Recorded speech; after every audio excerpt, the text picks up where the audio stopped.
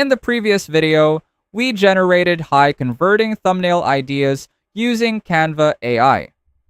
Now in this episode, we're going to take it a step further by turning those ideas into actual visuals. We'll be focusing on generating images, choosing the right style, and setting up the correct format for your thumbnails. When I first started using Canva, I used to just drag random elements onto the canvas and hope it looked good. Sometimes it worked, most of the time it didn't. I didn't really understand why some designs looked clean and others felt messy. It honestly felt like I was stuck, like I wasn't improving even though I was practicing. That's exactly why we created these beginner-friendly Canva assets. These are designed to help you level up your designs faster while actually understanding what you're doing. Instead of guessing, you start recognizing which elements work, what combinations look good, and what people usually use in real designs. So if you want to stop feeling lost, save time, and finally improve your design skills with confidence, just click the link in the pinned comment down below and start seeing results as soon as you receive your assets. Before we start generating anything, there's one important step you don't want to skip. Go back to the prompts you created earlier, copy all of them, and paste them into ChatGPT. Then ask it to refine those prompts and convert them into a JSON format prompt. The reason we do this is to make sure that every detail is structured properly, which helps the AI understand exactly what kind of image you want to generate.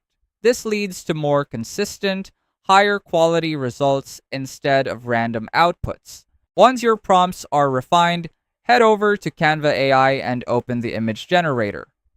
Paste your JSON prompts into the generator, then set your style to cinematic so your images look more dramatic and attention-grabbing. For the size or dimensions, choose landscape since this is the ideal format for YouTube thumbnails and ensures your images fit perfectly later on. After generating all your images, take your time to review them and pick the best ones that really stand out. Once you're satisfied, download the images and head back to your Canva homepage.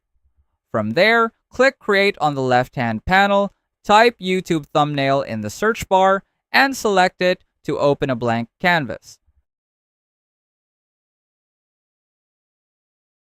Now that you have your blank canvas ready, upload all the images you generated earlier. Start placing them into your design and experiment with positioning, scaling, and composition. This is where your thumbnail begins to take shape using the exact ideas and visuals you planned from the start. If you find this video helpful so far, please consider subscribing to help YouTube algorithm show my video to other people who want to learn Canva in the easiest way. And as promised, if you want to access our totally free Canva crash course, you have now learned how to turn your thumbnail ideas into actual images using refined prompts and Canva's image generator, and how to properly set them up for your design.